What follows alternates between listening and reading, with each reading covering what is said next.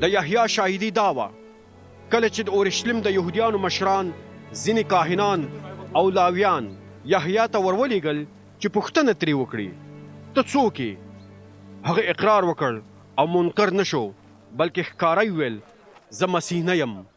هغوی ترې پوښتنه وکړه نو بیا ته څوک یې؟ ته الیاس نبی؟ هغه ځواب ورکړ نه زه هغه نه یم.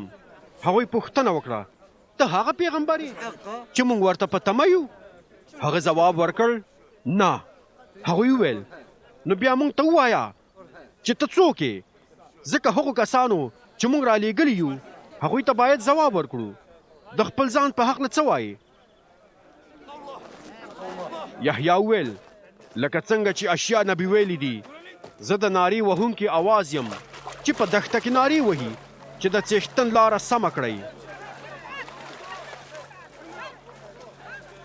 کوم استازي چې د فریسیانو لخوا لیږل شوي وو د یحیی څخه پوښتنه وکړه که چیرې ته نه مسیح نه الیاس نه هغه پیغمبر چې موږ ورته په تمه یو نو بیا ولې د تعمید غسل ورکوي؟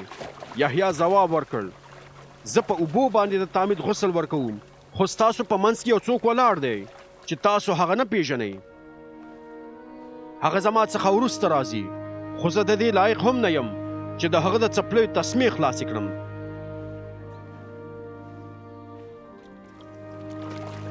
دا ټولې پیښې په بیت انیا کې چې د اردن د سیند په بله غاړه باندې پروت دی یعنې په هغه ځای کې چې یحیی خلکو ته د تعمید غسل ورکاوه وشوې. بله ورځ یحیی ولیدل چې عیسی د هغه خواته را روان دی. نو هغه وویل وګورئ دا د خدای لخوا وری دی چې د نړۍ د خلکو ګناهونه لرې کوي. دا هماغه دی چې د هغه په هکله ما ویلي چې زما څخه وروسته به یو څوک راځي چې زما څخه ډېر لوی دی ځکه چې زه لا نه وم پیدا شوی چې هغه موجود و.